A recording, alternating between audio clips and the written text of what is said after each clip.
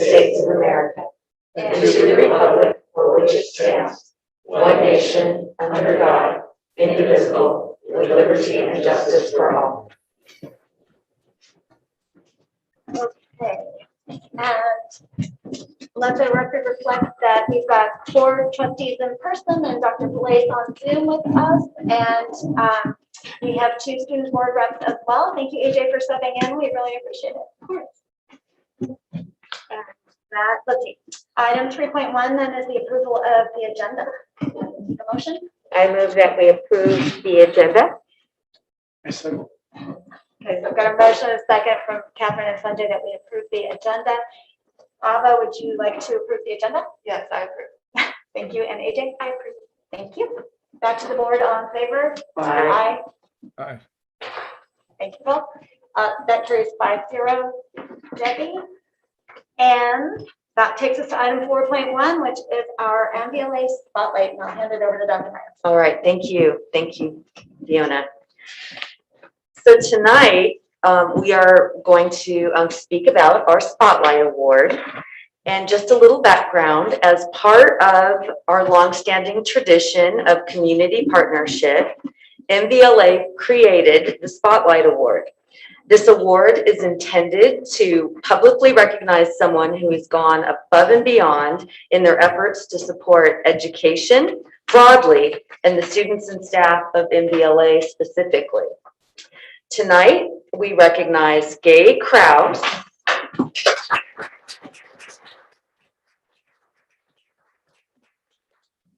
Gay, a little bit about Gay. Gay, as you know or may not know, has deep roots within the community. She is a dedicated educator and innovator.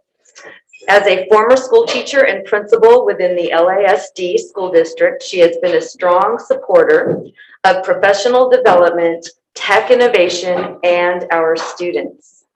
She not only has led classrooms and schools our students attended, but now supports teacher and administrator teams who come to her Krause Center for Innovation to learn. Since 2000, professional training has been offered to more than 23,000 educators so they can learn how best to use classroom technology, high-quality math instruction and learning, and other team building work. This summer and fall, KCI hosted our administrative 2-day retreat as well as school site retreats for WASC and departmental leadership work. At MVLA, we have been fortunate recipients of Gay's hard work.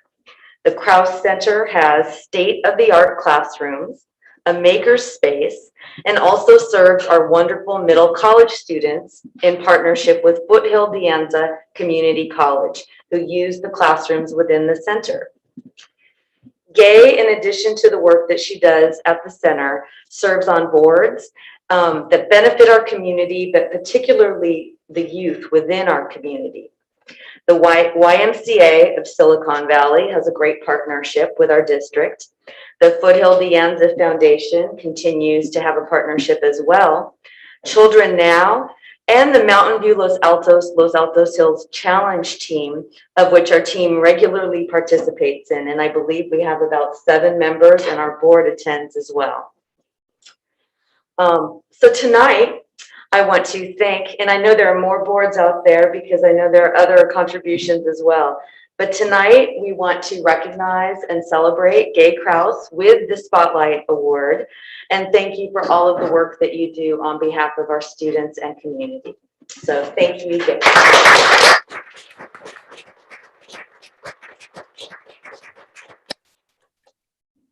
We have, if you'd like to maybe say a few words. Okay. Well, thank you so much. I'm totally honored to receive an award. I think we all appreciate awards, even though I have not. I think I received one a long time ago from the district here. So I just totally appreciate working with the partnership in this community and working with our students that we all share.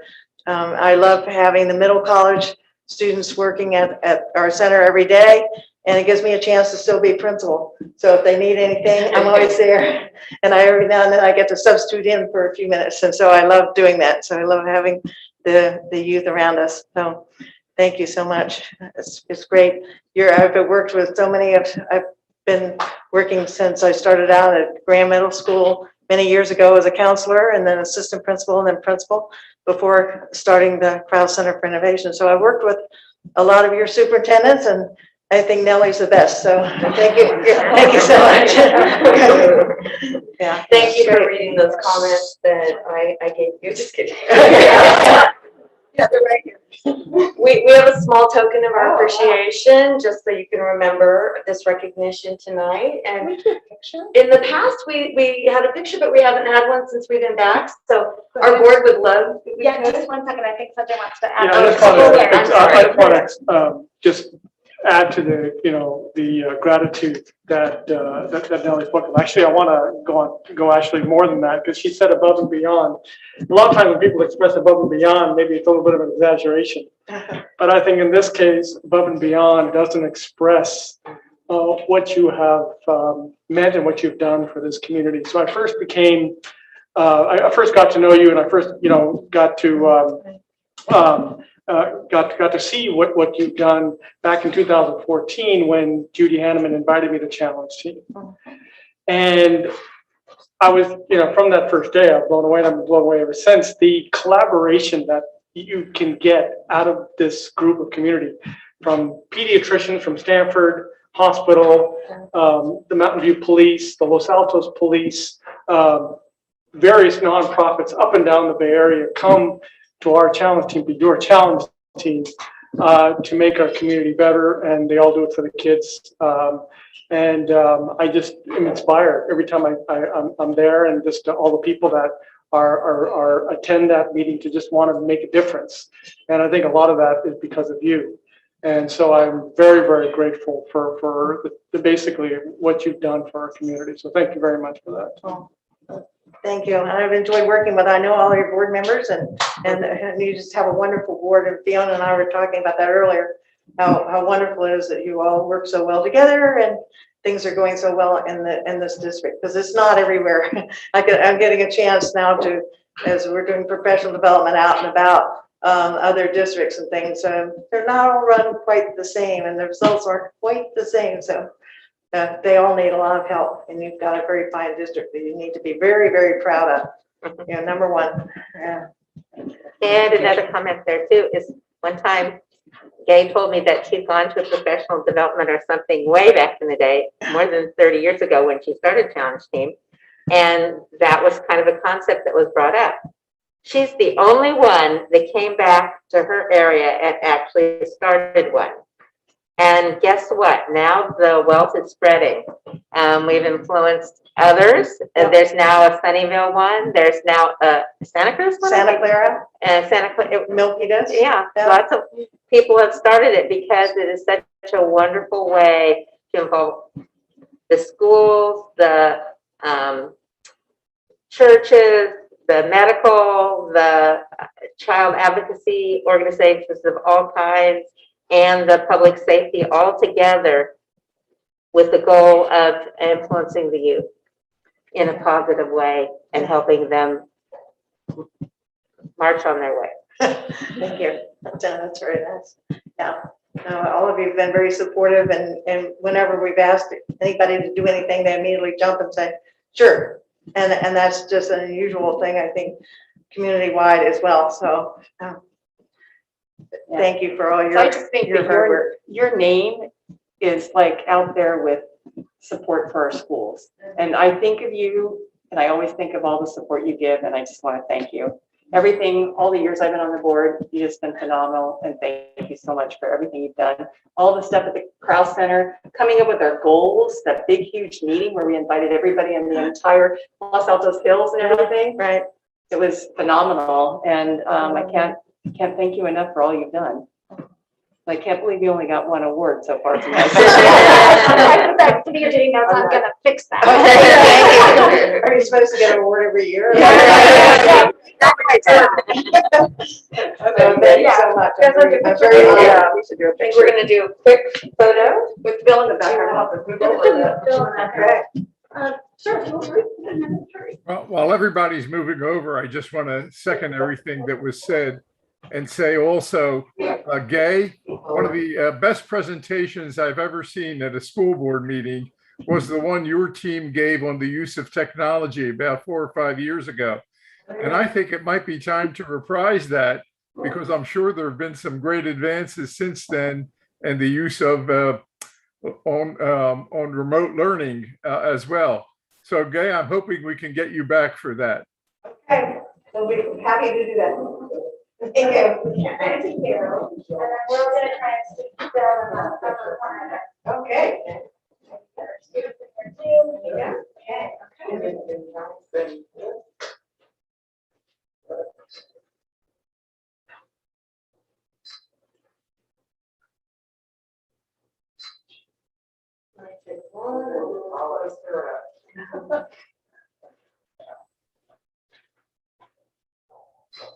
Thank you. We'll remember that.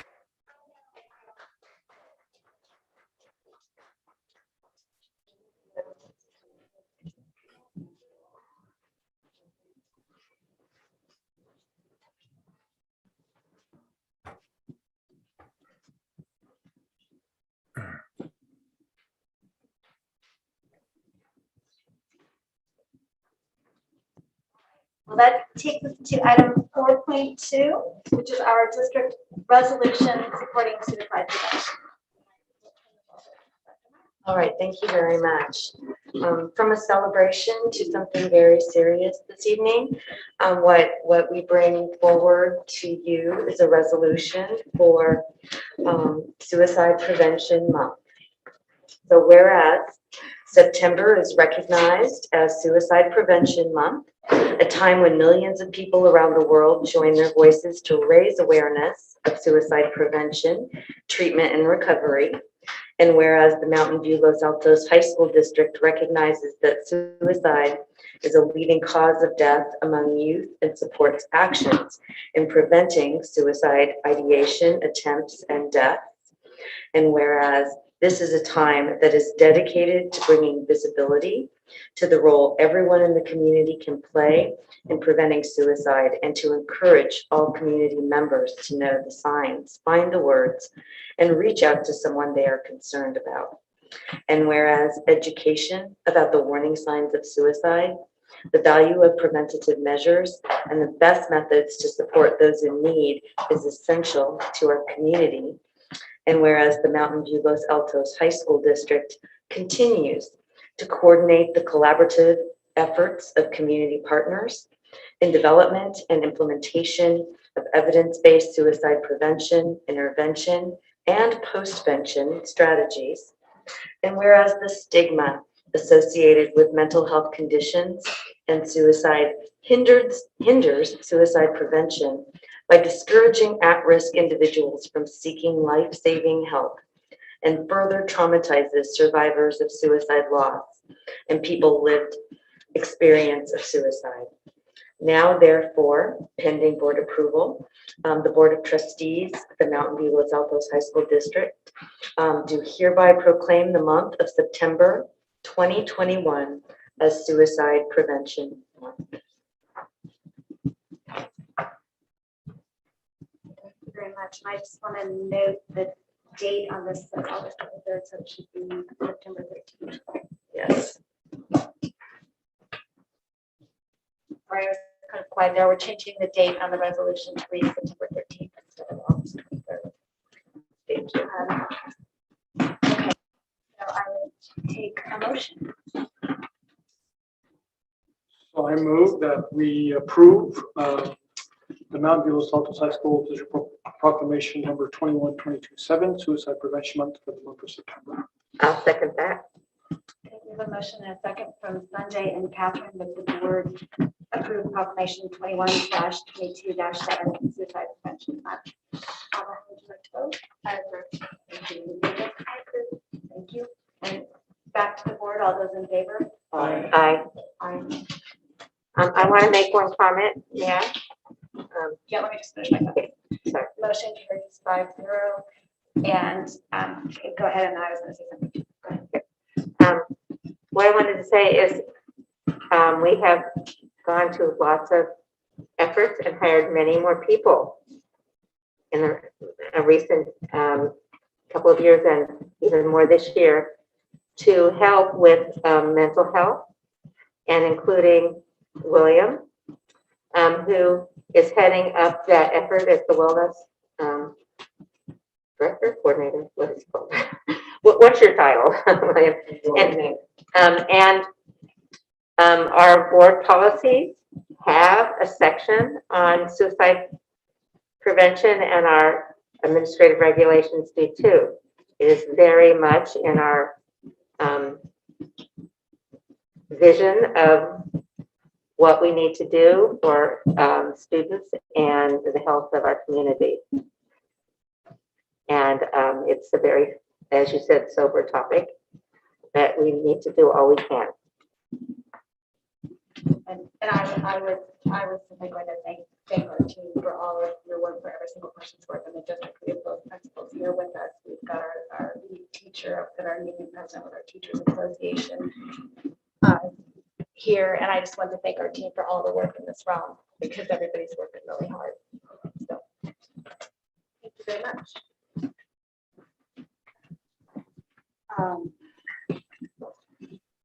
Okay. So item 5.1 is board member reports. Does anybody have anything that they wanted to talk about? I went to the game on Friday. Yeah, I It thought was, the students might cover that too. Go It was a ahead. fun game, if you're Mountain View. I see, is Win not here? There she is. Wynn's here. She's in the back. Not gonna look up. It was a fun game, though. It was a fun game. It was good to see everyone out, Friday Night Lights, it was all that. Maybe they'll give some more details about the game, but I thought everybody was having a great time. I visited both sides, and it was just a fun Friday night event that it seemed like the whole community could come out, and I think the whole community did. A lot of the community came out and got to partake and enjoy the event. So it's great. So thanks for everything, for getting that thing on, and appreciate that. Yeah, those lights are incredible. I mean, it is So dark direct. beyond the field, right? There's a rectangle. Not just the light. lights. I mean, yes, the lights. You're Right. right. The light, because I parked in the neighborhood because all the parking was full, and even if you walked just on the adjacent street, you couldn't hear the PA system. I couldn't hear them all. So I can hear the crowd cheering, but you cannot hear the PA system. So I thought, sound-wise,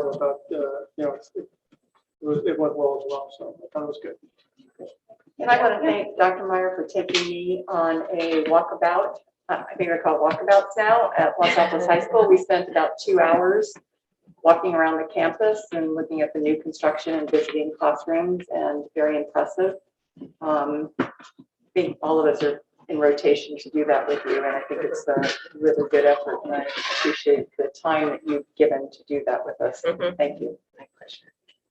And I had fun going to Mountain View with Dr. Meyer and wandering around a couple of the new classrooms. I want one of those rooms. I want my new office to be one of those classrooms. So maybe help. Okay. Student member reports. Ava, do you want to start us off? Yeah, sure. So it's good to be back. Thanks for having me. The first month of school has been really busy and eventful, but it's also been really fun because a lot of our events and activities are picking up. So starting off with an event that we had right after the meeting, the August meeting, we had our back to school blast off, which was ASB's first big event of the year. It was also the night of the first football game, so it was a little bit of a smoky day, but it was really fun. We had a teacher dunk tank, and we had shaved ice, and those were all really successful, and we had a good turnout. And we played Kings Academy on that night, and we had a very big victory for JV and varsity, so that was really fun as a home game. And yeah, the Friday Night Lights football game was also really good for Mountain View since we won. So ASB put on a 4-day in-person clubs arena. 2 weeks ago, there was so many students in the science quad, and they were signing up for a lot of different clubs like Math Mission, Random Acts of Kindness, Women's Empowerment. There was a lot of clubs there, and it was really cool to see, especially all the freshmen get involved in these activities that are so special about a high school. And ASB has been handing out physical birthday wishes for June, July, and August birthdays, and they're just little notes with like a sour candy, and we go hand them to all the classrooms. So that's very cool to be doing that in person as well.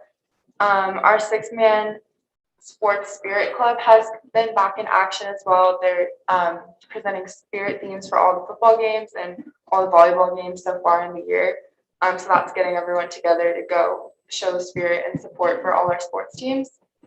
We also had senior sunrise on September 3rd. So all the seniors went on the football field and watched sunrise. There wasn't really a sunrise, it was a little bit overcast, but it was still really fun for all the seniors. And yeah, so that was put on by our senior class cabinet in ASB. And homecoming is rapidly approaching, and we did get the go for the homecoming dance. So ASB has been planning that, and the dance will be outside, and we're also planning on doing a rally, but separating it into 4 parts and outside to be COVID safe as well.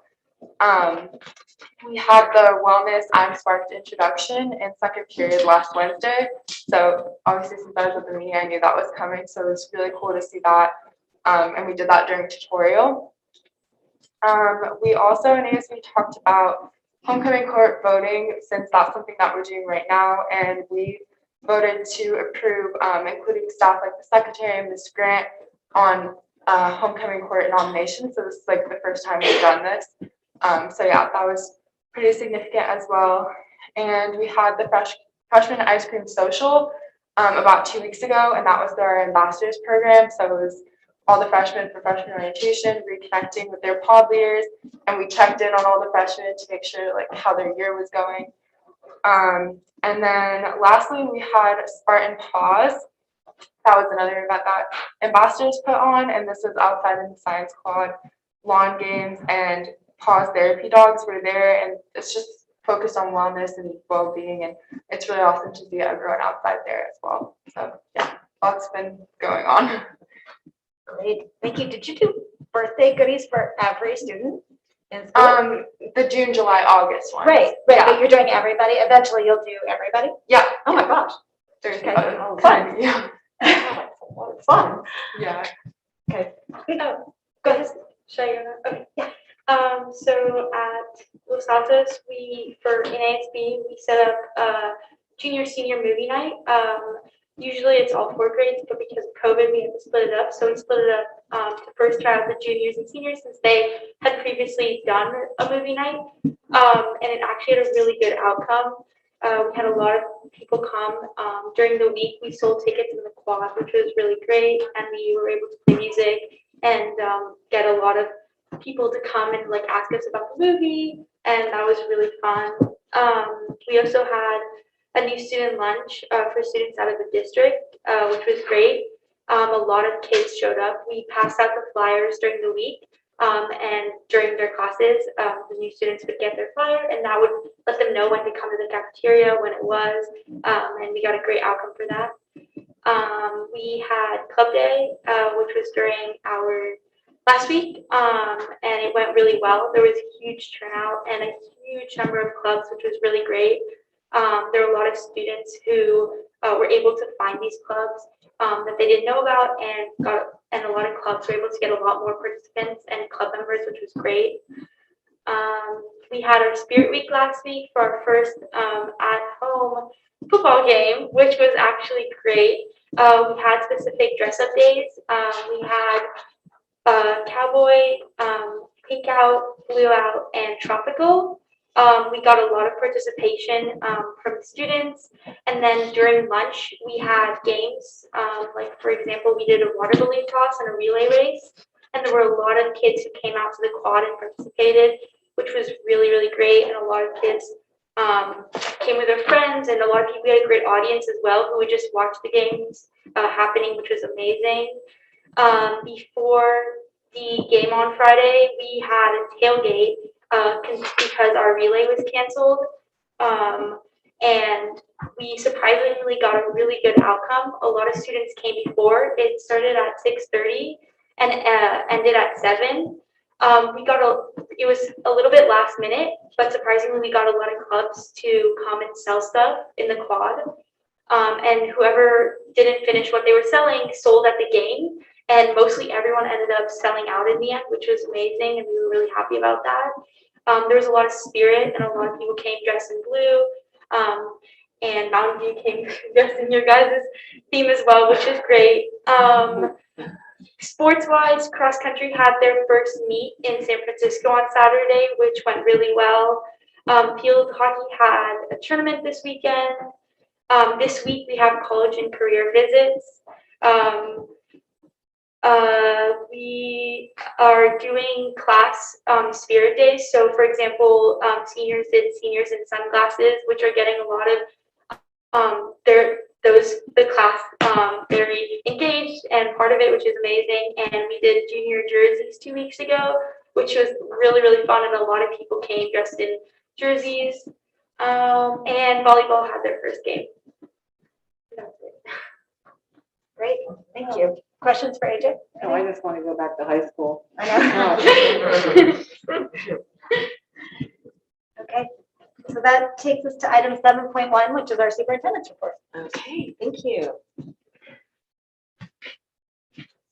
So to start out, as mentioned, we have had great Friday night games, and this is a picture from the ceremony that we had at the Mountain View game, and we look forward to having a recognition of the work that went into the lights at one of the games at Los Altos. Time to be announced soon.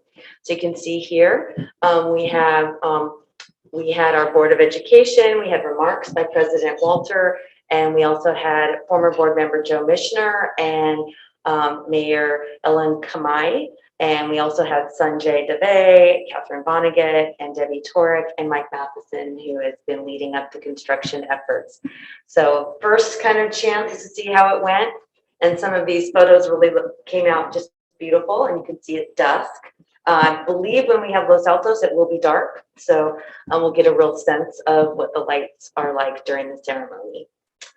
To share a couple of the things as you were mentioning them are here in the pictures. So this is a picture of the Club Rush that we had, and I believe this is Los Altos Club Rush.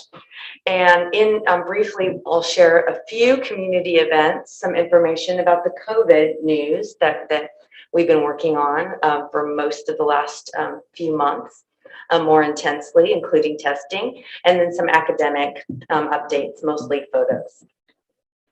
Okay, our lights on ceremony, as mentioned, I think I went into the details on that, but thanks to all who attended, students, staff, parents, families.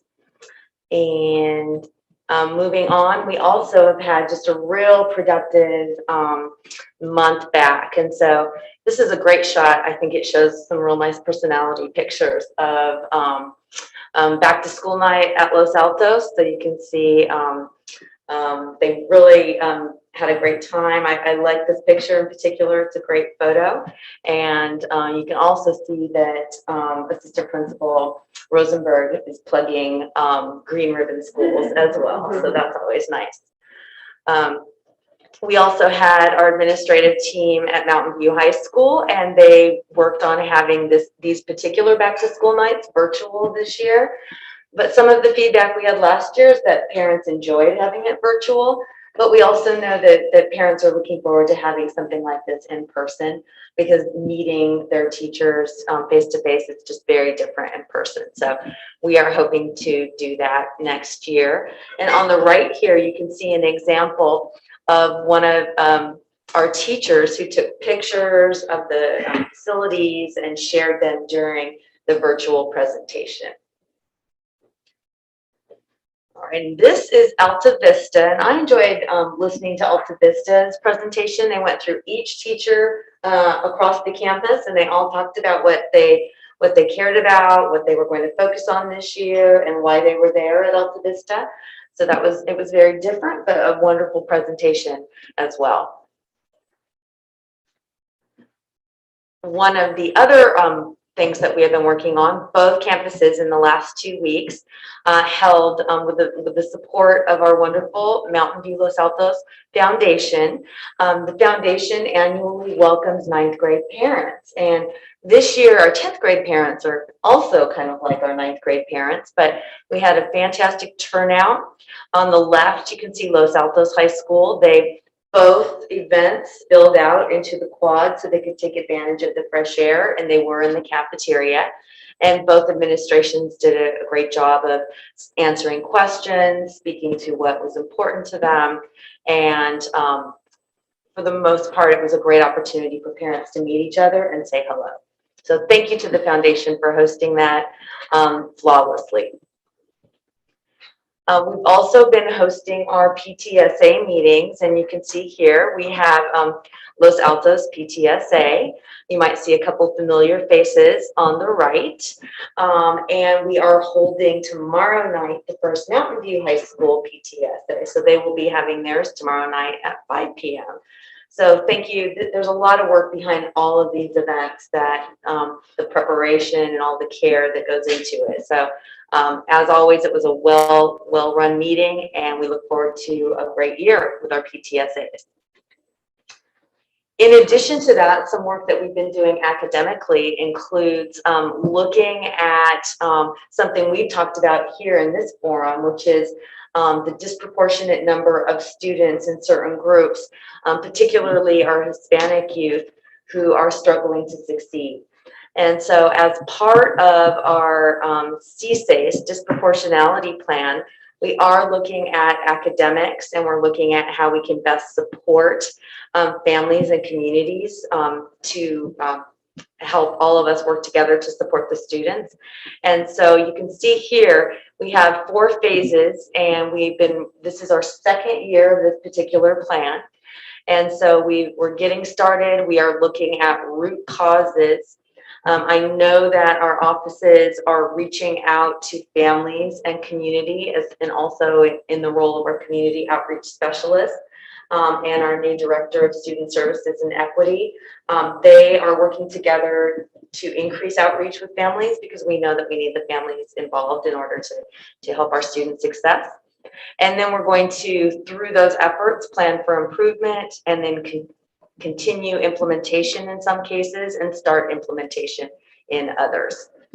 So this was part of a meeting that we held with a wide, a broad-based group, and we're going to continue to have those meetings and look forward to reporting that back to the board. This is from one of the visits that was mentioned, and this is at Los Altos High School. And I do have to say that it's such a pleasure to visit our campuses.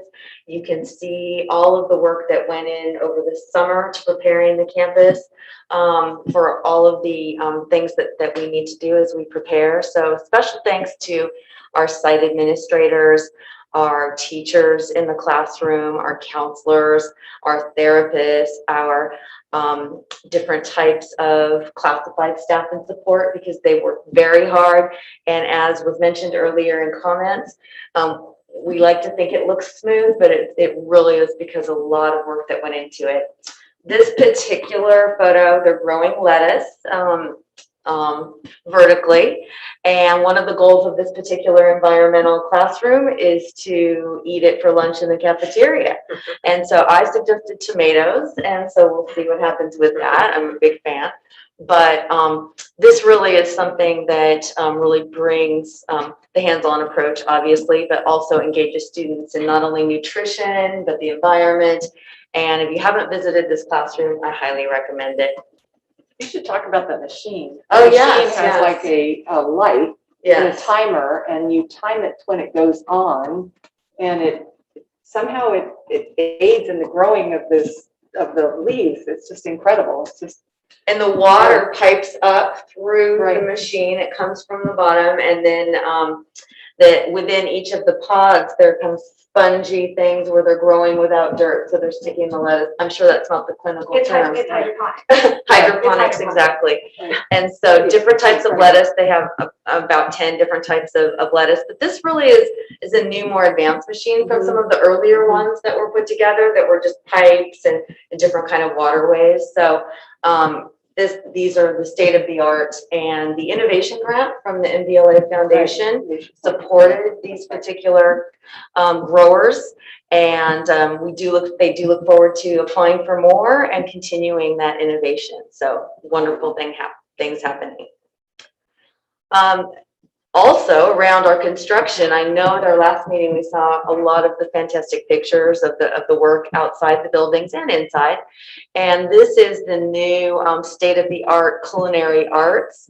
I have to say they were making cookies, so you cannot smell it, but when you walked in the room, it was, the teacher was extremely grateful, and the students just really felt like professional chefs. And another class that teaches nutrition, well, I don't know about cookies, I'm sure they're healthy cookies, but also teaches really about, science. Culinary arts is the science. So if you have not seen this, I highly recommend going inside and looking. It is beautiful, walk-in refrigerators, etc.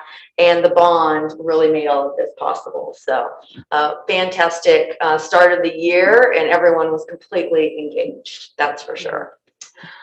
Now from the fun part to some of the things that we're working on real briefly. We've spoken about it so much here, just to let you know what we're doing to keep everyone safe.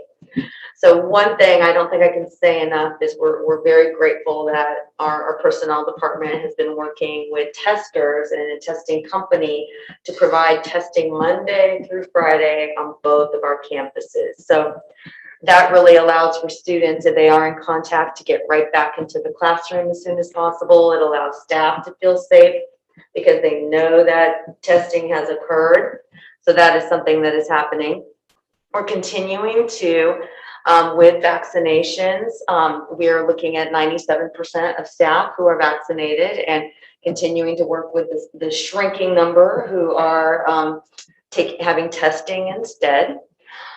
We are also, there are different types of information, which includes the quarantine, the modified, etc., that you can find on the front page of the MVLA.net website, and it is updated every other day, if not every day. And different questions are answered there with FAQs. And just a note that I put that tree up there, but the guidance is continuing to grow. We are receiving more guidance, and we do look forward to getting together as a team to distribute specific guidance for different events that answer questions for families and students. Senior sunrise. So when you said that, I was smiling. A wonderful tradition. We're able to have some of our traditions again, which is a positive. And what you don't see in this photo is that they were spread out all over the football field in small pods to ensure safety. So that was kind of a one-time quick shot, but they were spread out for most of the event. And then lastly, we mentioned our foundation, and they, as you know, support the speaker series. This year, we have a speaker who's speaking on 2 subjects. And so Ron Lieber will speak on the price you pay for college, an entirely new roadmap, on the 28th. And then he is also speaking on the 30th about the opposite of spoiled, raising kids who are grounded, generous, and smart about money. So real important topics. They do go hand in hand, but both are things that students K-12 and families K-12 could learn from. So I invite you to listen in on Ron Lieber. And then we're constantly plugging our COVID FAQ. If you have any question, I have a feeling it is answered there. And just of note, important dates that are coming up. And just once again, it was set up here that the team that worked very hard to get everything up and running and successfully completing this first month worked very hard. And we're very proud of the work that's happened, and we hope that our students have benefited from it. And then lastly, I don't know if this is San Francisco, the track meet you mentioned, but it's a rough sport, as you can see. And but we did have a track meet this last weekend, and we're continuing to see Cross country. Oh, excuse me, cross country. And we're really excited to see our athletics and our students able to participate in athletics and the arts again. So that concludes my superintendent report. Thank you very much. Okay, so we're at item 8.1, which is communications from our district organizations. And I see Dave Campbell here. I don't know if you wanted to speak on this or later or both. Jump on in. I hope it's not inappropriate for me to address something that's coming up later. Oh, that's fine. No. We got to get you home. All right, thank you. Understood. Thank I you had very a long much. night last night. I woke up about 3 a.m. to my car alarm going off. Oh, no. Yeah, that's all kinds of fun. But good evening, and thanks again for allowing me to speak this evening. I'm here this evening to speak about the feedback I've gathered from over 200 of our teachers, counselors, and psychologists in the district regarding the addition of 3 homework-free weekends. Specifically, the additions would be to October, March, and May. I was informed about this change with very little time to seek input from members, so I crafted a very simple survey. Thankfully, our members care and stepped up to provide their input. In the future, I would like to remind the trustees that it is entirely appropriate to consult the association prior to making changes that impact the delivery of instruction to our students. Not only does Ed Code require consultation to changes to educational programs, but our contract does as well. Please take this as a gentle, friendly reminder.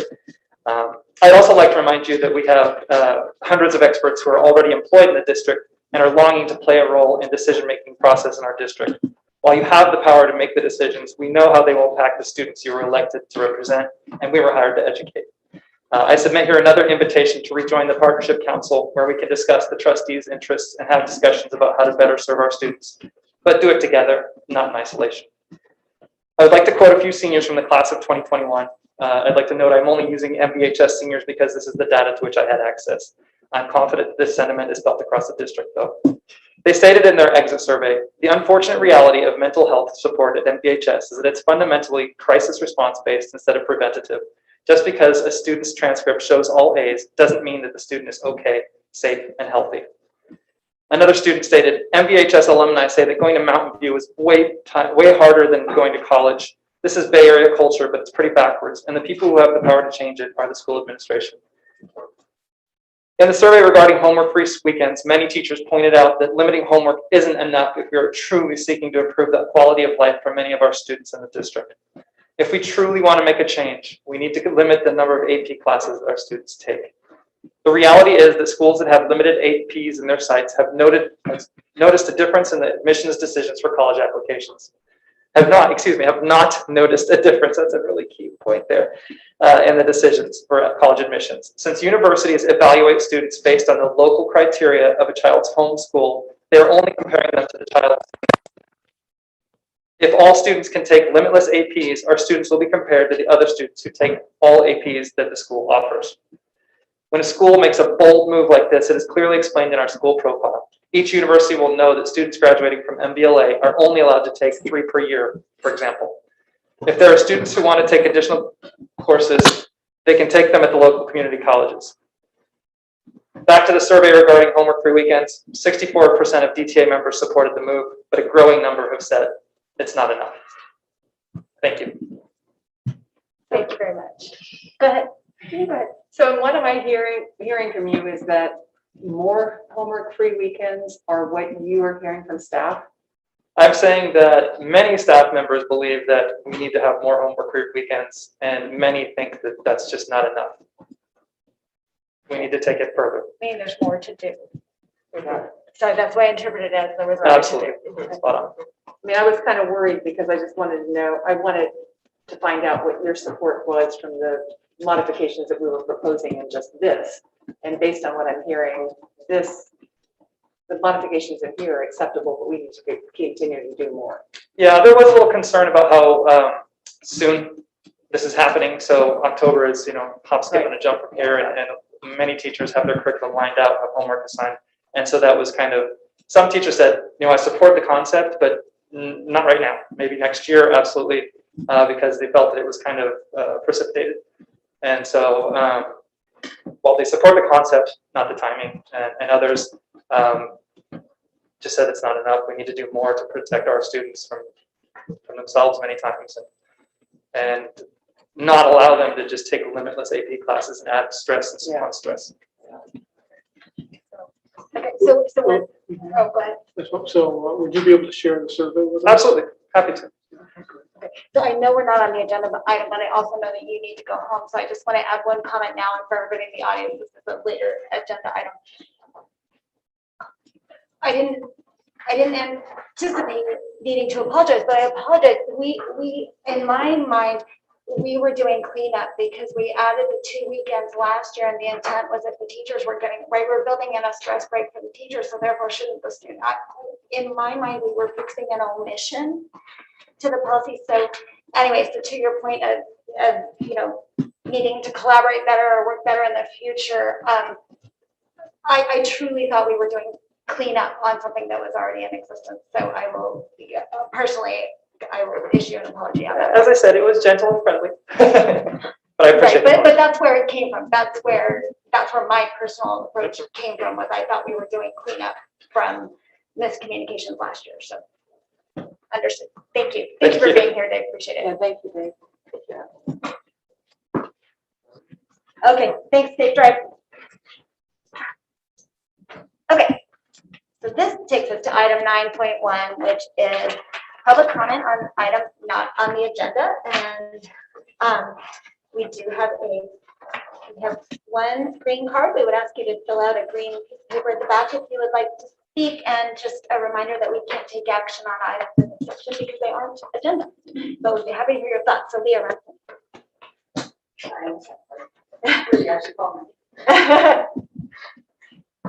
My name is Leah Renson, and I'm a parent of 2 Los Altos High School students.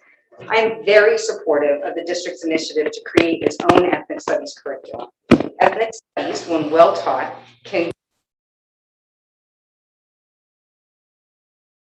ethnicities that work together to overcome adversity and oppression. It allows students to see themselves in their curriculum, which connects them more to what they're learning, making school a much more effective environment. There are multiple ways to teach ethnic studies. A constructive ethnic studies approach examines race and ethnicity as it developed and exists today. It doesn't shy away from conversations about real problems. Instead, it analyzes them from multiple perspectives, allowing children to come to their own conclusions. It also highlights the contributions of ethnic groups have made over the course of time, allowing for better understanding between people. Unfortunately, there are activists in our community who support a critical or liberated ethnic studies approach. This approach views history and civics only through a racial lens. This approach it is a one-sided ideology. It lacks multiple perspectives. It negates all positive steps in equality, and it places blame on people of today for sins of the past. This type of curriculum uses militant movements and violent role models to connect our students to resistance movements. Those who history widely exalts as leaders in civil rights, like Dr. Martin Luther King Jr., Thurgood Marshall, and John Lewis, are actively excluded from this curriculum and are called too passive and docile. I raise this because the curriculum that was attached to the original resolution brought to this board 2 years ago was a critical ethnic studies curriculum. It's my concern that what is being created now is based on this curriculum and doesn't allow for a constructive approach. AB 101 has just passed the California legislature. It specifically states that ethnic studies courses used for high school graduation requirement cannot contain any of the wording or lessons stricken from drafts 1 through 3 of the ethnic studies model curriculum. What they mean here are the issues I raised above, found in critical ethnic studies curriculum: militant role models, blaming current races and ethnicities for sins of the past, and pushing a political agenda. AB 101 now also says that the community must be involved in the review and approval of the course curriculum. I have asked for a meeting with the district 2 times and have not gotten a response. I would really like to better understand the process, the timeline, and how I and the community can be more part of the process. I know that the district has the students' best interests at heart. What I'm concerned about is a lack of understanding around the issues about ethnic studies, as they are intricate and have been in play for many years. I implore you to engage those of us in the community like myself, who have spent the better part of 2 years understanding these intricacies, so that what is ultimately developed for MVLA is a curriculum that truly embraces the values we all have. Thank you. Thank you, Leah. And we do have an agenda item at our next meeting on ethnic studies, where we will be providing an update and process and all of that. So that is definitely coming. Perfect. Thank you. Yeah. And could I request that you, excuse me? Oh, sorry. Could I request that you send us what you read to us? Absolutely. Could you email your comments? That'd be great. Yeah, I can absolutely do that, and I have supporting material too. Just let me know. I'm lots of information. Okay. All right. Thank you. Okay. And our next speaker is Tree Wynn.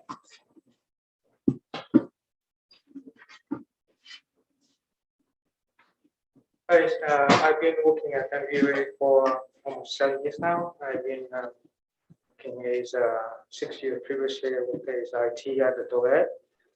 And just recently I've been given the performance review this afternoon, and I did not have a chance to clarify or give any feedback. So this is the only way I want to reach out, and please look over, and if there's any oversight, I can provide the information here. I was able to briefly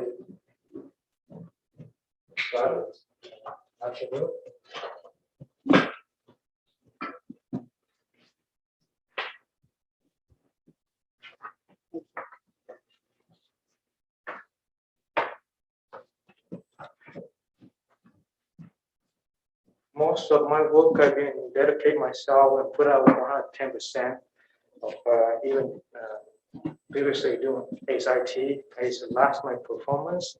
I was given a merit pay by IT director Bonnie Gordon for recognize of the good work that I did. The same way here, as you see, the performance here is not really show the true nature, because if you look at it, all the work I've been last 6 months as a custodian, I put out 110% also, and the feedback from the teacher is the most reflective, accurate. For example, if the gym or the lockers, if I didn't do a good job, the teacher knows immediately and they respond immediately, because next morning, and I've been marketing, do all my work very hard. But I just want to have a true reflective of my work, to know that I put in everything that I can, even though beginning of the summer, we stripping the floor, and I was slip, full wax and slippery, and slip and hit my head and have concussion. Right after the doctor cleared, I jumped back at work, go back at work immediately. So I just want to say, please look over, and if there's anything, please look over the positive or my dedication and all my work put into the school. And I wish and I want to continue working at this school. Thank you.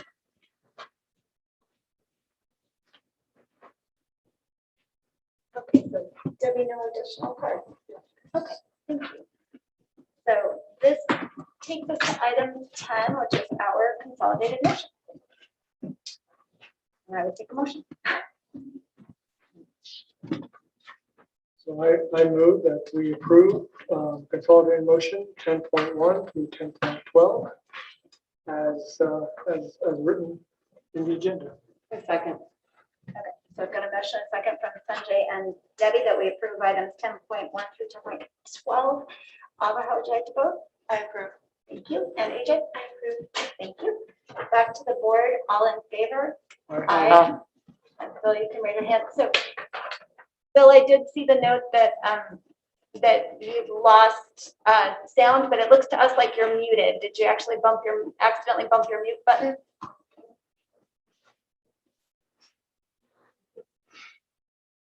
You're still muted. I'll let you work that out. Okay. Okay, so sorry, motion carries unanimously on consolidated. Apologies if I didn't see that. Okay, so we are on to item 12.1, which is the revisions to MVLA Administrative Regulation 6154, which is the homework policy, which carries on the conversation from earlier when Mr. Campbell was with us, and I'll hand over to you. Yes, absolutely. Thank you. One of the things that we found when we changed our calendar last year from 1 through 6 or 1 through 7 to more block periods, and also added a teacher workday in October and looked at our work days in March, is that it did require some adjustment to align the homework free days that we had with the evolved calendar. So I also share your sentiment that we were looking to try and find some alignment, and not only that, alignment with the new calendar, but also look at the spacing of the days to make sure that we have spread them out in a thoughtful way, as opposed to bunching them up. So to that end, as part of our district process, we have a policy committee that reviews this, and they were tasked, and thank you for working on it, Catherine and Fiona. They were tasked with aligning that, particularly October, but also looking at how it impacted March. So the recommendation, as well as looking at Memorial Day, because that is the weekend before finals and often a time where there's a lot of catch up and different things happening. So to that end, the policy committee works on what they work on, and then internally within staff, with staff, we looked at October and really came out with a little different twist on the recommendation, so I will share that. We looked at moving away from and looking at the first quarter in October as being that homework-free weekend. And it does align with a teacher workday, so it is a 3-day weekend. Oh, excuse me, 4. I don't want to lose that extra. So for that purpose, it's the end of a quarter, and it's a natural spacing of homework free, as opposed to attaching it to an event or a holiday that moves. For that reason, the recommendation from staff is to look at that as one of the days. The recommendation also was to add in March on that weekend, that longer weekend, add another homework free weekend. And then once you looked at it and spread it out, then looking at that last Memorial Day, which really technically is not necessarily an addition because it's right before final. So that's kind of the time to catch up. So to that end, what you will find here are the marked up documents that show those additions. I believe there's some discussion of homecoming. I know that we also have information as to language definition that has come to us. But with that is staff recommendation is to add October, to add one in mid-March, and then to add at the end of May, right before finals. So. Okay, so to clarify, the recommendation is to take out the clause that says homecoming weekend, it's different than the October quarter break. So the recommendation. That's the recommendation from staff. Okay. From what we're seeing here, right? Yes. Okay. Yes. Right. So the hiccup, just for the background, when Catherine and I met on this, the homecoming weekends at the schools are on different weekends, and Mountain View's lines up with the 4-day quarter break, but Los Altos does not. And so we were trying, the original intent before the calendar change had been to give each school their homecoming weekend without homework and let the students have a nice, relaxing, enjoyable weekend. But then the calendar changed. So that's how we got to where we are, and hence Dr. Meyer's recommendation. That's how we go. Right, so either we go homecoming weekend for each site independent, or we do October break. Right, but then Mountain View would have a 4-day homework-free weekend, and Right. Los Altos only has a 2-day homework-free weekend. Right, at the normal, Los Altos Hard, schools yeah, on a hard. normal weekend, so it's tough with the schools on different schedules. And then the Memorial Day weekend was practically included in the original language, just the way it's described around finals and everything, so that was more just codifying that that was the intent. Oh, sorry, go ahead. So it was also pointed out to us, and I noticed this when I was reading it, of course, proofreading would not have been something I would have gotten an A in. The next sentence there that says there will be no tests given on Mondays following a homework-free weekend. Well, it's not always Mondays, and in particular, we just Right. changed it so that there's a staff day or something on a Monday, or sometimes 2 days, and then that means Monday is not the way we should phrase it. We should say The day, given on the day following. Actually, I think it should be the first 2 days because we're on a block schedule. You know, so it's different classes on a Tuesday than it would on any day, right? So part of there was an email from a parent that actually brought to light one of these things that, Yeah.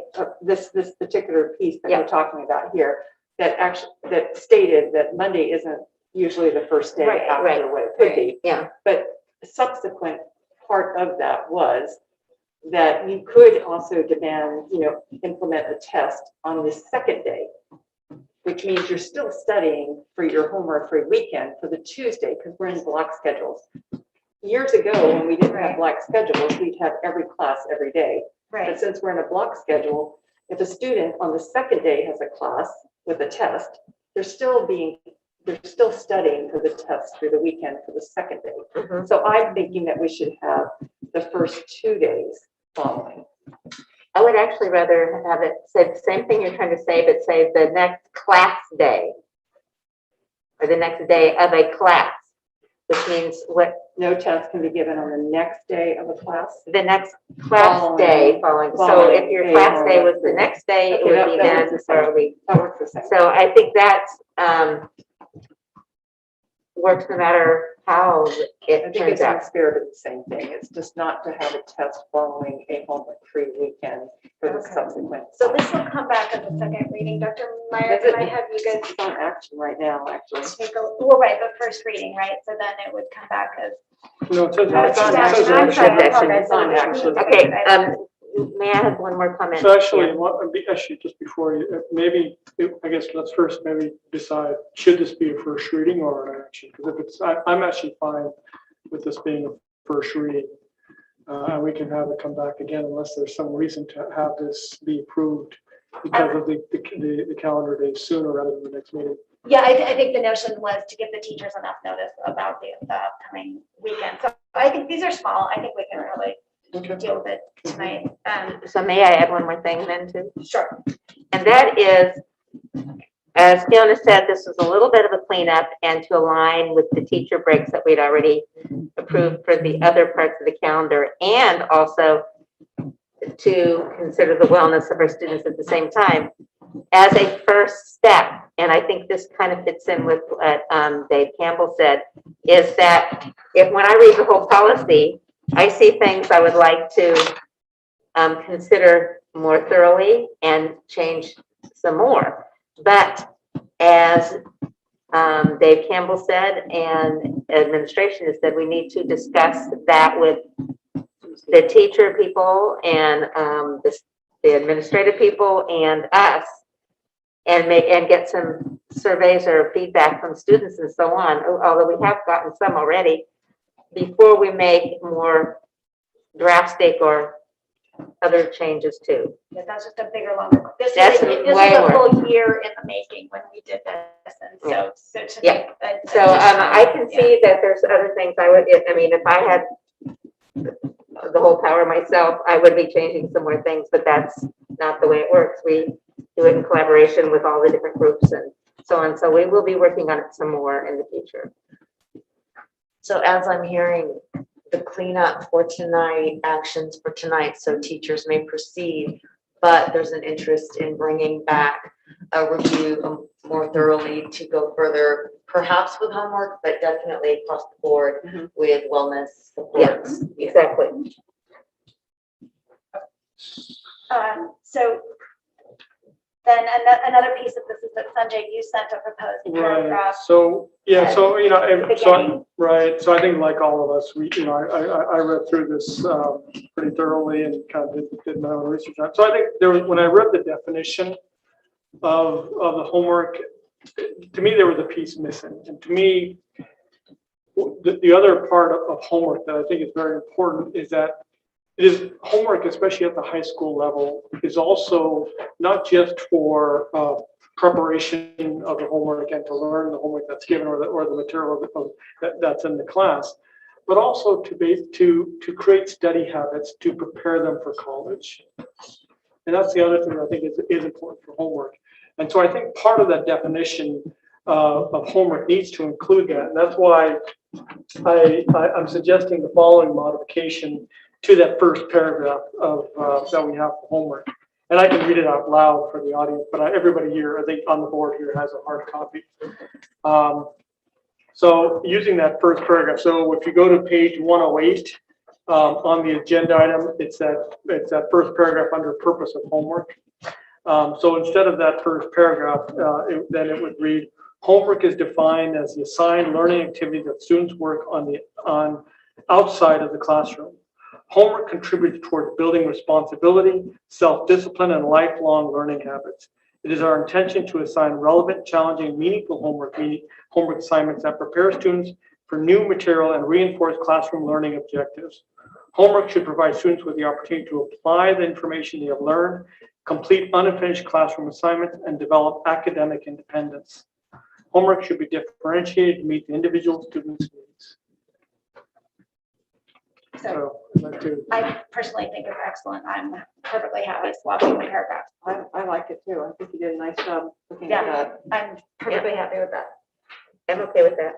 Phil, can you give us that thumbs up, thumbs down? Thank you. Yeah, thank you, Sandra. Okay, so we will substitute that in. Thank you. Well, Really then, appreciate that. do you want me to make a motion or anything? Well, I think we need to figure out what we're doing about that October. Yeah, we need to fix this, We and we need to do still summarize need to it. take community comment if anybody wants. Oh, yes, to that's speak on right. this. Just so I'm clear on the October, so I guess, are you suggesting that, so the way it's written here is that there will be a homework-free weekend at the October break, right? Correct.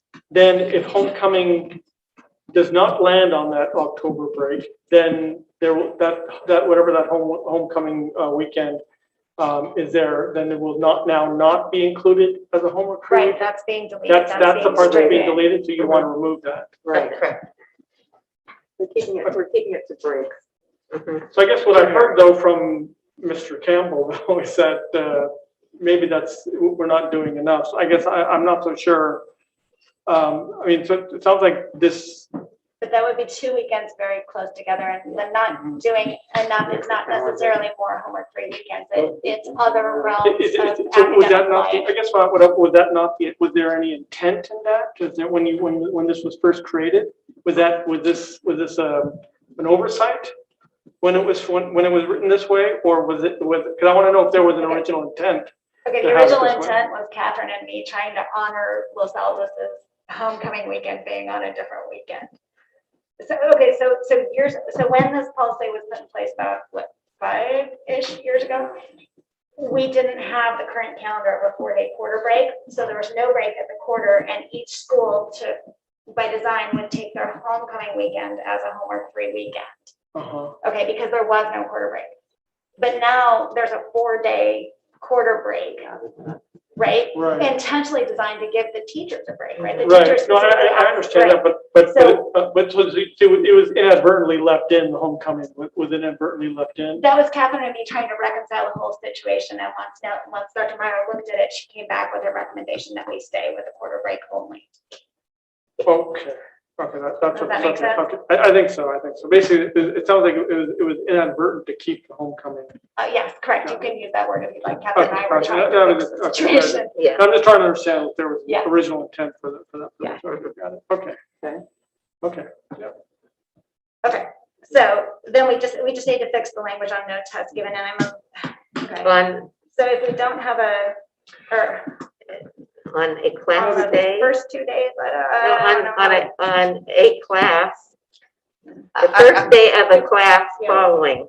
I would just like to say, I know we have two Yeah. students who are part of the planning for much of what goes on in October and looking at the break, but just curious on your comments.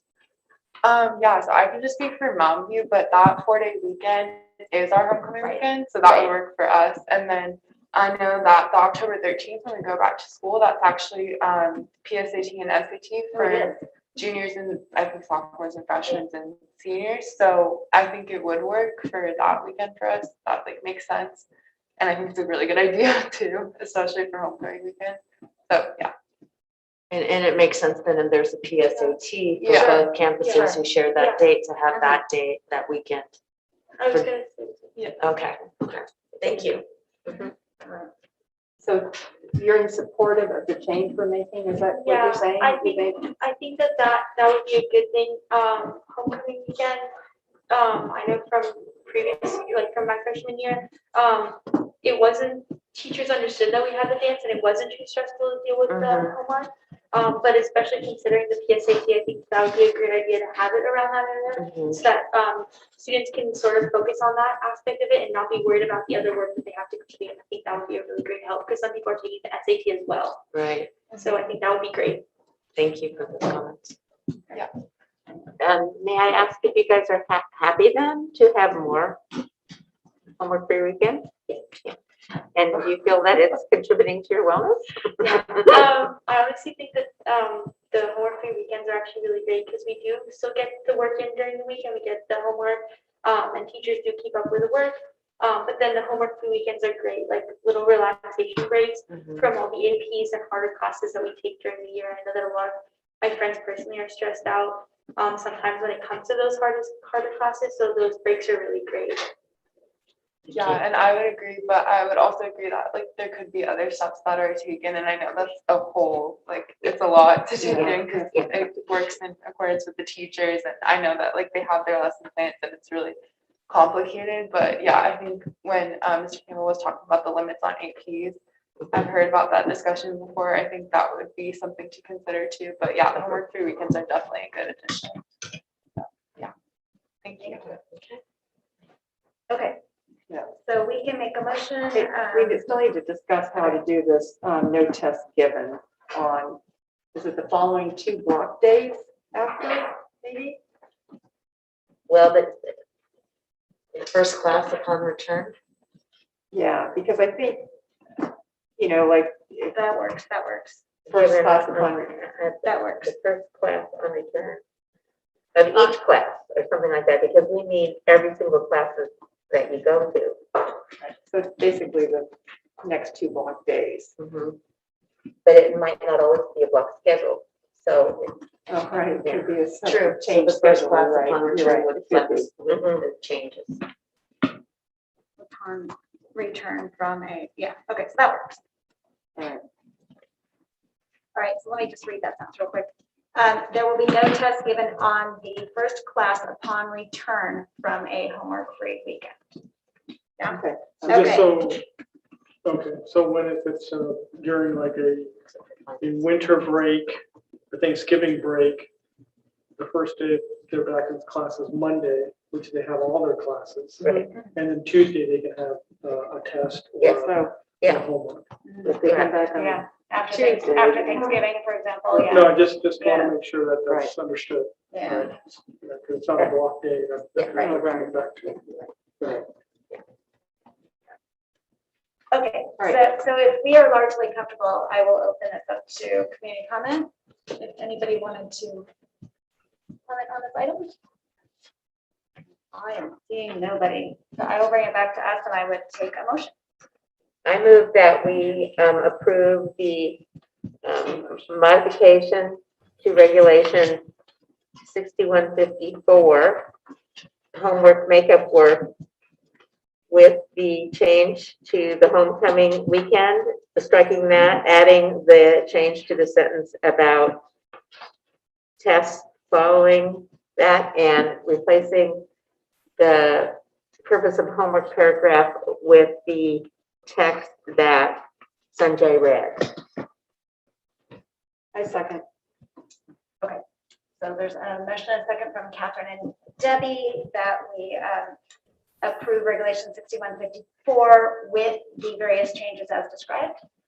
Alta, how would you like to vote? I approve. Thank you. And AJ? I approve. Thank you. And back to the board. All those in favor? Aye. Aye. Aye. There's Bill. So that carries 5-0. And special thanks, AJ and Alta, for jumping in on the conversation. Definitely, this is exactly a perfect example of when we need your voice, and it's good to have it. Would you like be interested in maybe having student surveys on like what could be implemented as far as like homework free weekends or those things like, because I know when I was talking to Erin last year, she said that Mount Los Altos did some student surveys. Would that be helpful? I would say let us get just a smidge further down the road to figure out how we would want to approach getting the info and what things like, but I mean, the short answer is yes, absolutely, always, but just give us a little time to figure out our process and how we're gonna do that. Yeah, for Yeah, sure. but that would be amazing. That'd be Yeah, great. I think it'd be a great way to get feedback from students. Absolutely. And I can share in the next 2 weeks, I'll be visiting both of your classes, I think more than once. So I look forward, we can speak about it then if you'd like to. Well, I think Dave brought up Partnership Council. Has that started back up yet? That is something that we're currently preparing to schedule. Okay. Yes, absolutely. You're good. Okay. Thank you, everybody. Give it that. All right, so we are on item 12.2, which is a public hearing on the Mountain View Los Altos High School District and California School Employee Association, Chapter 527, contract reopeners for 21-22. So at this point, I have to close this meeting at 8:24 and reopen a public hearing at 8:24.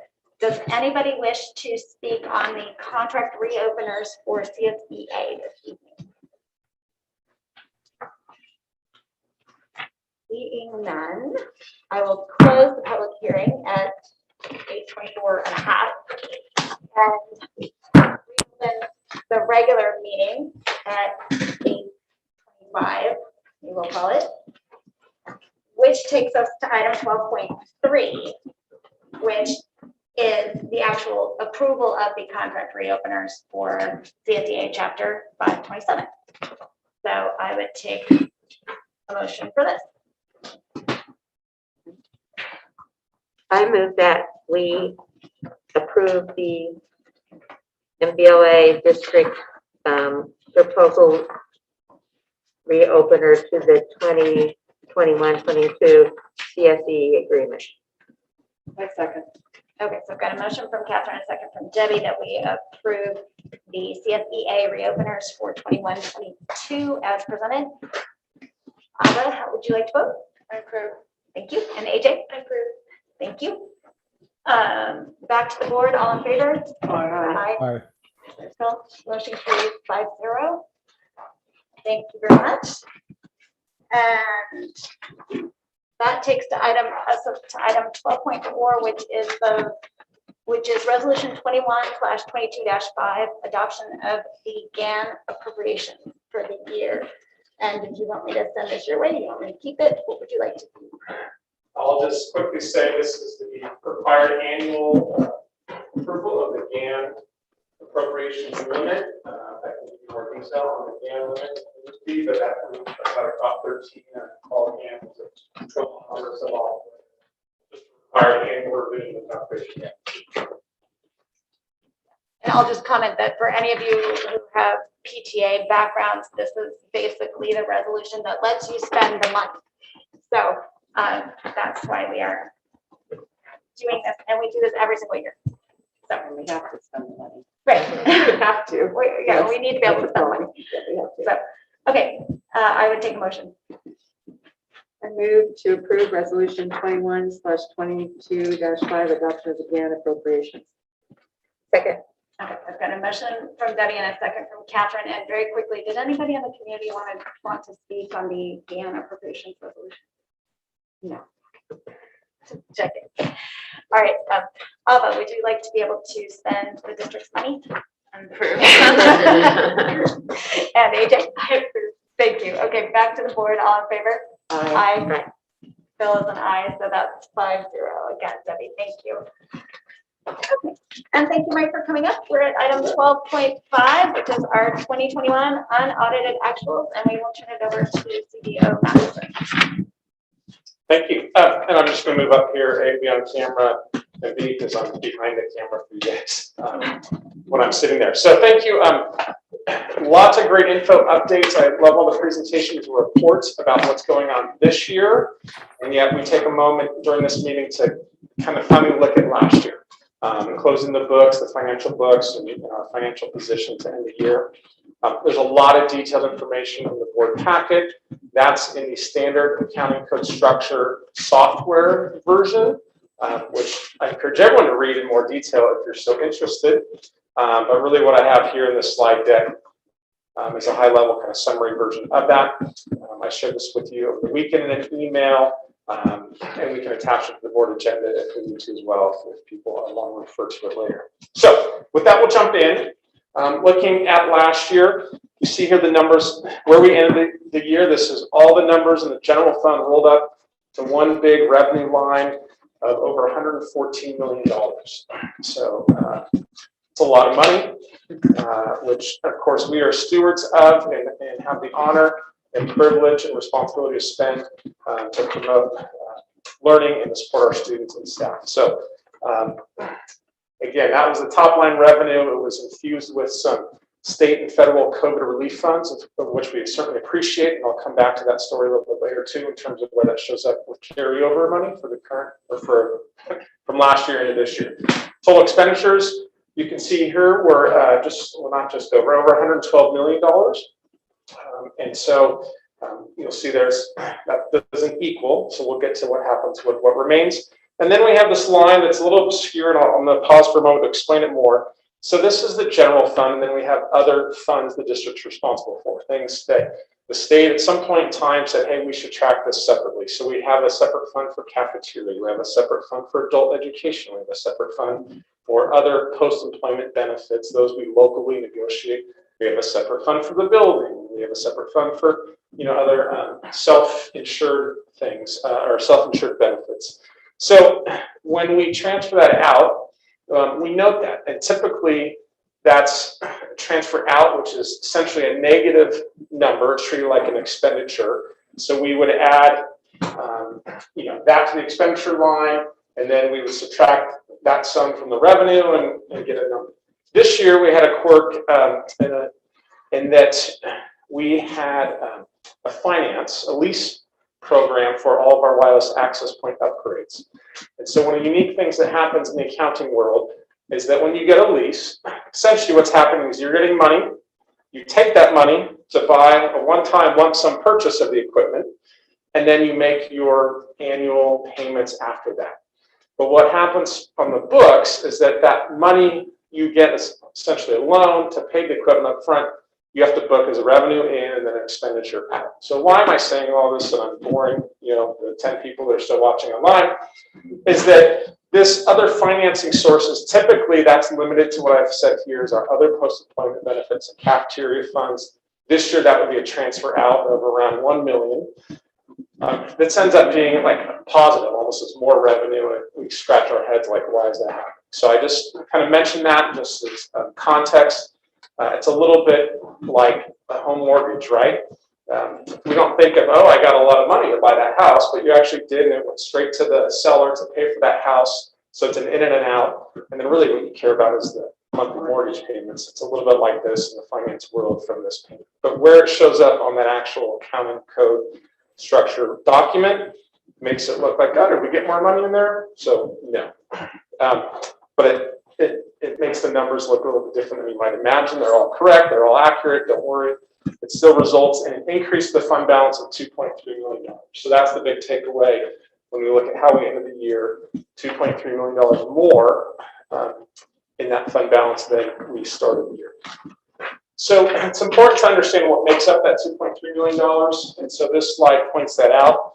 And so it's broken up into unrestricted, which, by definition, you can spend on a variety of things, versus restricted dollars.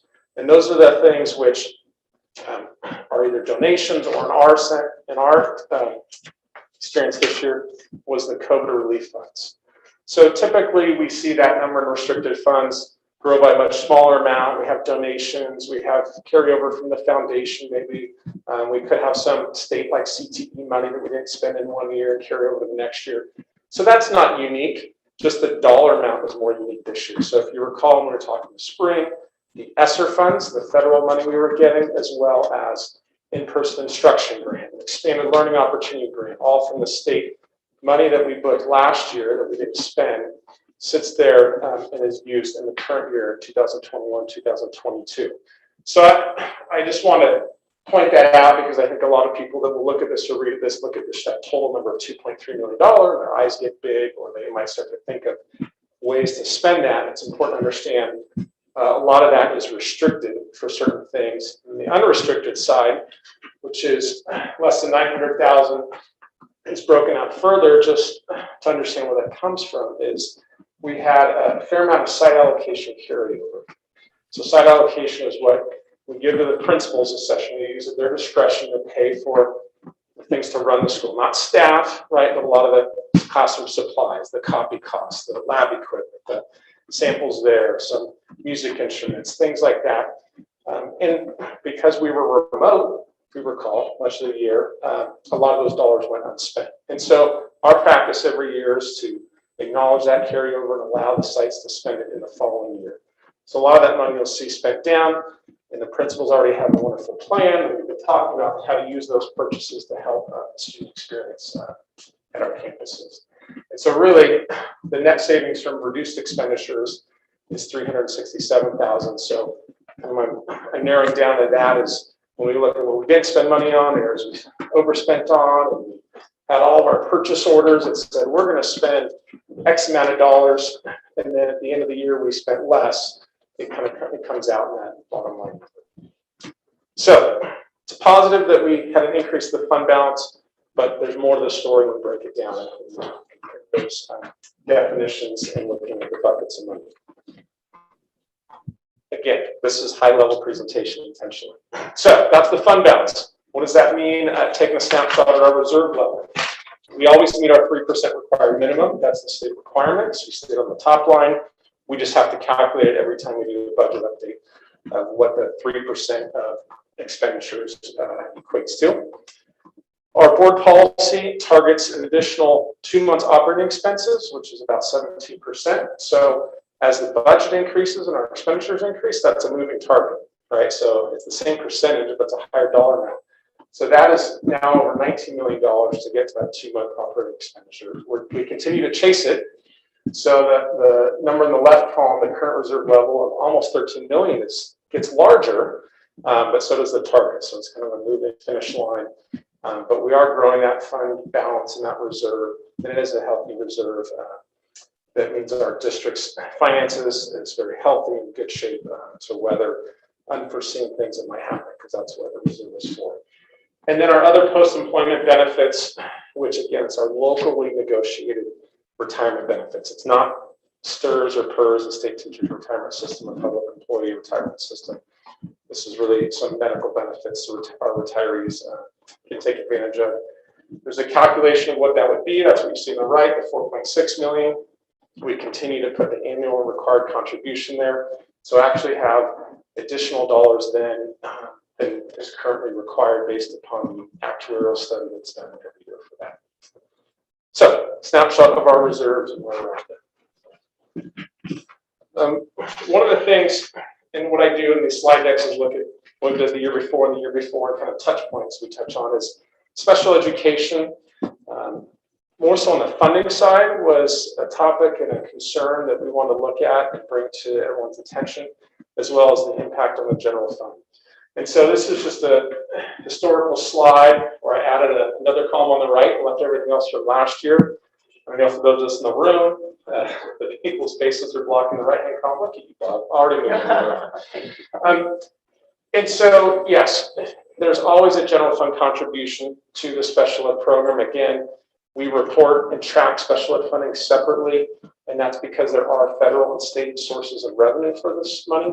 It nowhere covers the actual cost of special ed expenses. And this is true of every district up and down the state of California, right? So this is not unique to MVLA.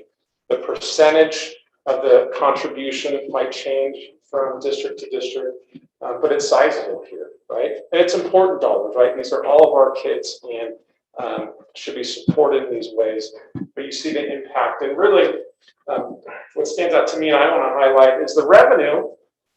It increases, and we little golf chat with Claude that, but not by much, right? You look back at 16, 17, and we're almost at 2.9 million, and you know, a little over 10% increase in revenue over that span of 5 years, and yet the expenditures, right, rise much faster, to a much larger degree over that time, and hence the general fund portion that's contributing that has to catch up with that.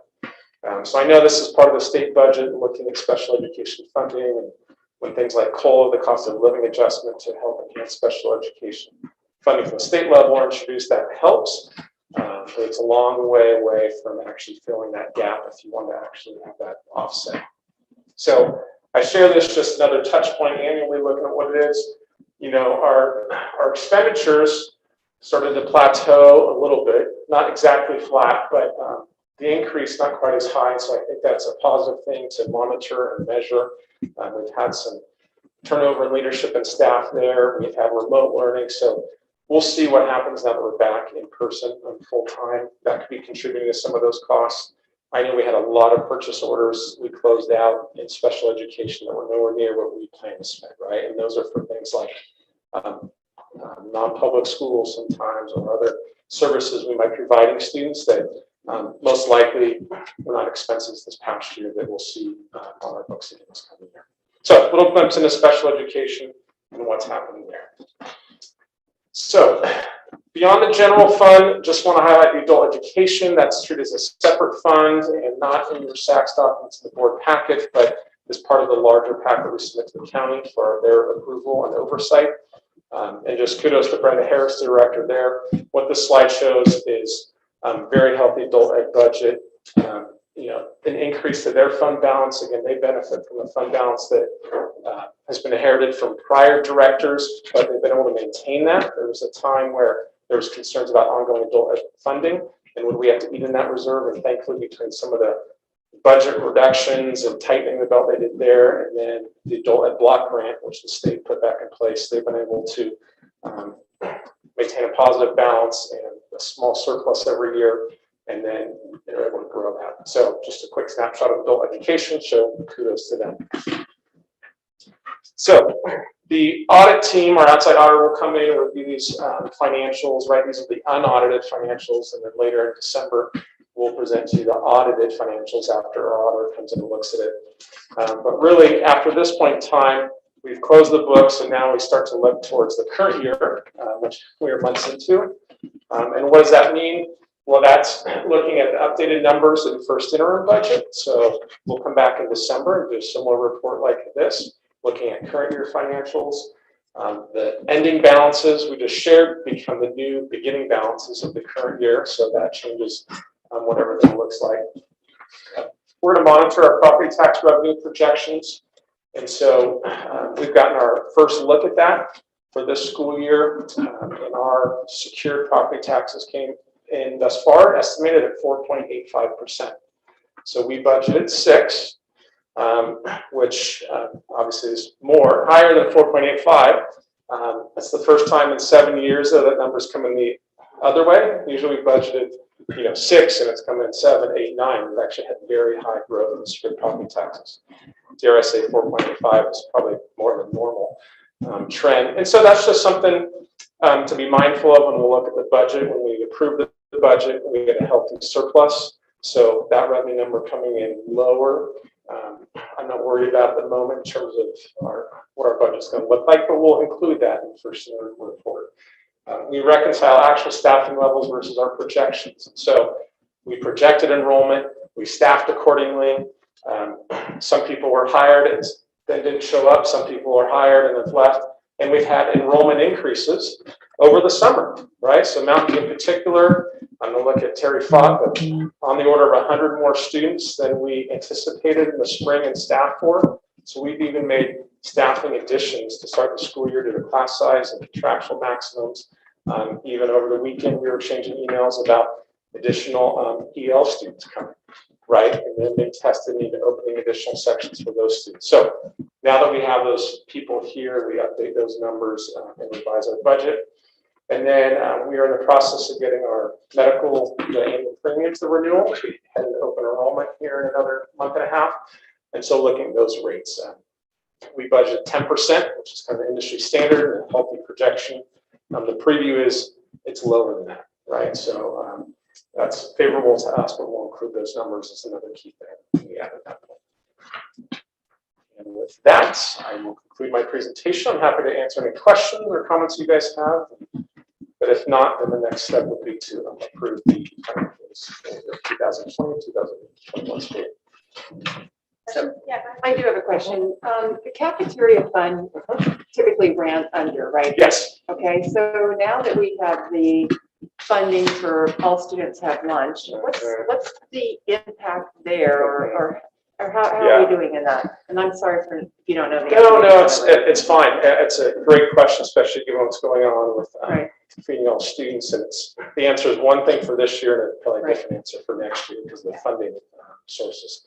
So typically we run a 300 to 350,000 contribution, meaning we need to move money from the general fund to offset food service costs. And so what's going to happen this year is we're going to see higher revenue, I expect, right? So we're serving pre-COVID, we served maybe 300 meals. And when I say meals, those are the federally reimbursable meals, right? We'd serve more than that, and they were paid lunches, and right, but those cost a little bit different. But about 300 meals. I think the latest count, talking to Deborah Godfrey, our food service coordinator, was like 1,200 meals at each of our campuses, right? So just think about the factor 300 to 1,200, and they had about a month to prepare for this. So the cost, let me back up. Our labor costs are our labor costs, and that's the big driver of probably the large costs of food service, right? There's the food cost, of course, which is part of it. But I anticipate actually we could see a little bit healthier cafeteria fund because we get reimbursement for those 1,200 meals in a way that we didn't get as many meals sold, whether they were paid meals or reimbursable meals. So we were staffing at levels, and we're dependent upon reimbursable and paid meals. But if there's 300 reimbursable meals at a school site, and maybe let's call it 200 paid meals, that's only 500 meals that you're getting revenue for. And your costs, your labor costs are the same. Right now, there's more food costs to make 1,200 meals than 500. So I think that's where the delta is going to be. And so I don't have the answer. I don't have the cost. I was worried about, oh my gosh, like what's going to happen to that gap, right? But I'm actually starting to, I think, be more pleasantly surprised that we're getting reimbursement, although it's at the federal reimbursable, amount, but for 1,200 meals a day. So I actually think we're probably see more revenue coming into that cafeteria fund, which will help offset those costs. So it's a long answer, but. So just a follow on, I know that the PTSAs use some of the money for doing like pizza carts to fund their piece. Yes. So are we still able to let the PTSAs have, their finance, they're providing all these volunteers to help us out, right? Yeah. So I'm hopeful that they're not losing money because the money's different now, you know what I mean? No, and we continue to honor that agreement commitment. Okay. Kind of the agreement is they provide the volunteer staffing, right, which helps on our costs, and then in return, right, there's a contribution. Usually I think specifically to grad night is what that helps fundraise for, so it's a great partnership, for the students within our board reps, but that are on campus. It's more about having more bodies and points of service, right, than having it open, longer. So that's a challenge. So those volunteers have become, very valuable. In fact, we can't do it without those volunteers. We might have 2 service windows open, and no matter how long the lines are. So I've heard the pizza slices are going like crazy. 600 slices or more a day, right? being eaten, so. So the cost, I mean, yeah, so I understand, the Yeah. cost of labor is where the key is. Yeah. And that is a push over it, so, okay. Yeah, I mean, we're gonna see bigger numbers, we're gonna see more revenue because we're getting more meals reimbursed, we're gonna see higher food costs, right? Because we're gonna, 200 slices of pizza versus 600 is gonna be more expensive. Yeah, I mean, the labor costs. I've been reading about the paper and following along with the whole initiative, and I think it's wonderful that Yeah. we're providing this. It keeps kids on campus and it gets kids, good meals. I mean, Yeah. we have other stuff besides pizza, I know that, but, Yeah. and I was a little bit concerned about the PTSAs because I know how much they volunteer and support our schools, so thank you. Yep, we continue to appreciate them and want to support them. And all you out there that are listening, please volunteer to help your schools. They need pizza carts. And we have Pizza certain people COVID helping out. requirements, I'm thinking of Layla over there, sitting over there, right, to be on Vaccinated, all campus, that, yeah. but people are doing it and we welcome it. And Right. it's a great chance to be on campus and supporting our schools. May I add one thing? I wanted to add too, if we want to stick with cafeterias and eating, that as you said, the points of service, that is so important because we used to have the cafeteria, back in the old days, the cafeteria, and then we had the pizza cart. Now we have quite a few places that you can get pizza and or other things. And that's very convenient for everyone and keeps everybody a little bit further apart in the COVID situation and so on. It's just great. Yeah, no, they're doing, I know it's not perfect and this isn't a food service presentation, but, my big kudos and heartfelt thanks to our food service staff, right? Who on a dime had to figure out, I mean, they went from COVID where you were serving people like grab and go, curbside, to a little bit in person as we came back last year to, oh my goodness, we're gonna have to serve how many meals and in kitchens that were built 20 years ago for how many students, right? So I know there's challenges and some foods are more popular than others, right? But yeah, they've been doing a great job. And nobody's gone hungry. There's food there every day. I walked over one day to Mountain View and there was 15, 20 minutes left of lunch and there was no lines anywhere because everyone got served and got what they needed and weren't hanging out and doing what they wanted to. And yes, there are options. You just have to get past the mass of people with pizza cart to go to the cafeteria to get your salad or your sweet and sour chicken or your chicken sandwich or things like that. So yeah, we'll have when I come in December, we can do a check-in with how things are going, revenue and expenditures with cafeteria. We can look at that.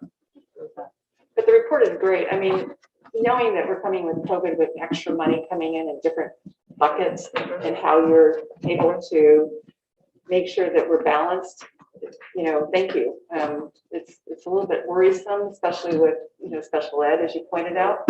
So, yeah, thank you so much for the update and we look forward to hopefully a clean audit in December, right? Yep. Anything else? No? Does anybody in the community wish to speak on this item? Seeing none, I'll bring it back to us and a motion to certify the unaudited actuals.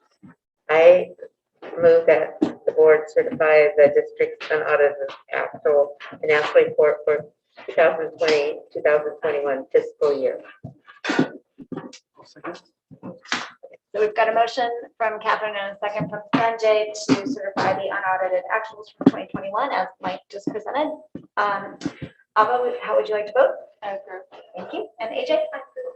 Thank you. Back to the board. All in favor? Aye. That's 5-0, Debbie. And thank you, Mike, very much. Thank you. Okay, so 13.1 calendar events.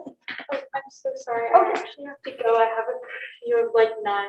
No, But please. thank you so much for having me. I actually feel like AJ. Sorry. No, that's absolutely fine. I feel like I learned so much. Like I don't even know half the stuff. So thank you so much for having me. Thank you for subbing in. Really appreciate Yeah, of it. course. It's nice to meet you. Kudos to your parents. Everyone have a good night. Thank you. Okay, and you're gonna let us know about lights and ribbon cuttings and things like that? Yes, as well as the date, yes. Great, thank you. And then also buildings too, right? Because we have some buildings that are now open. Yes. Great. Communications, correspondence. And then at this time, Okay, so we're at 13.3, which is the legislative update. Yay. Yay. a little gift. And it should, hopefully, I know Phil, you have this in your email.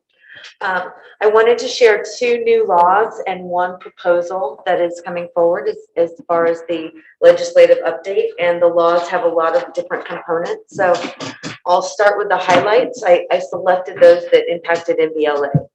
So independent study has been something that has had a lot of debate in Sacramento and a lot of advocacy on the part of schools going up to speak to legislatures.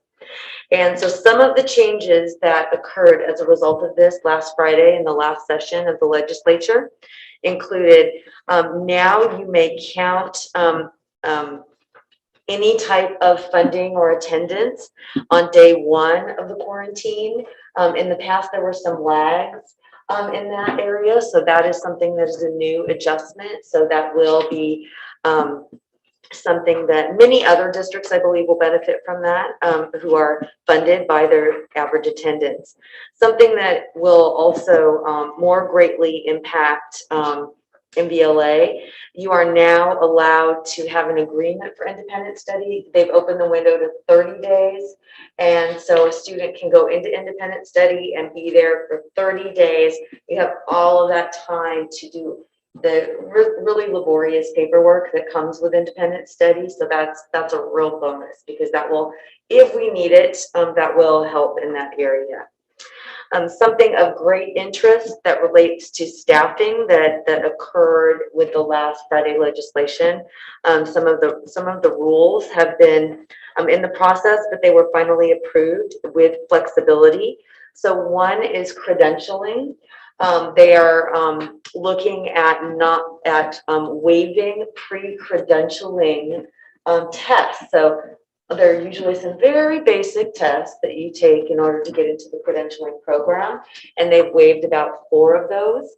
And 2 tests that they are in the process, they have a waiver application process for once you finish that credentialing program, include the CBEST, which I like to say is about 5th grade reading level, and it includes things such as how do you tell time.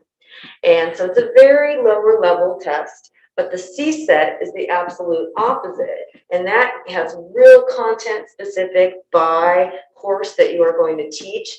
They are looking at currently waiving both of those if you apply, which is unheard of for the last 30 years, because the teacher shortage within California is something that we have to look at contending with.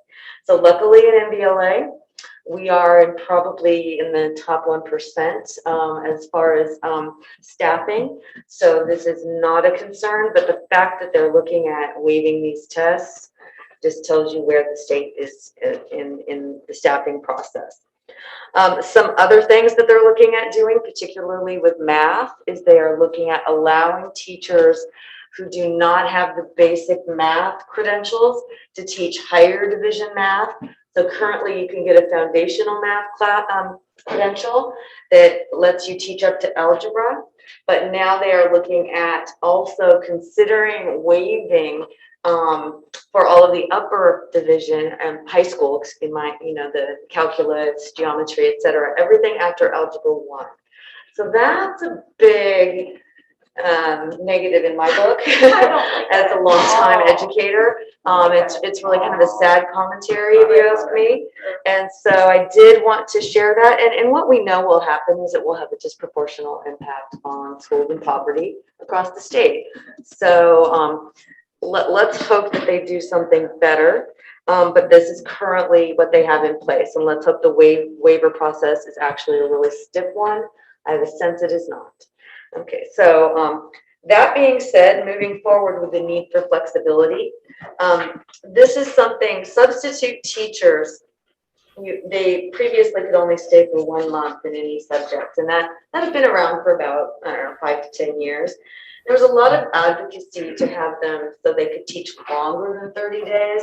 And the reason being is sometimes you would just get this amazing teacher, they would bond with their class, and after 30 days, you'd have to ask them to leave, and then they could go to another class, but they couldn't stay. So it didn't make sense. So this new legislation that will let them stay 60 days, I guess it just prolongs, gives them another month. It doesn't really solve the core problem. But it is a nod to the fact that they have a staffing issue, and special education previously wasn't even allowed to be in the 30-day range. They were very strict in special education.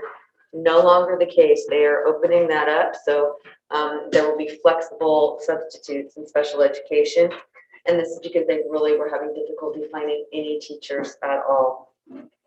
Lastly, something that is proposed, and I want to start off by saying, as mentioned previously, we will have an update on ethnic studies September 27th, and looking forward to hearing more details about where we are in that process. But there is a proposal, and it's frankly way out there as far as timeline. Jose Medina, a Democrat from Riverside, is proposing a one semester ethnic studies course. But the important part of his recommendation is that it would be a graduation requirement. And I'm hoping that means that it's within the A through G, which is something I've been advocating for, because in 2024, it will already be a requirement. So I don't quite understand that. But the date that he is proposing is 29/30. So I did the math and thought, that's too many birthdays out in the future for me. And it really is something that they're getting very specific about. So I anticipate that this kind of countermeasure is to make it a 9th grade course, one semester, and 29/30. So the decisions that we're making that you'll hear about include, is it a year or half year? Is it in 9th grade or another grade?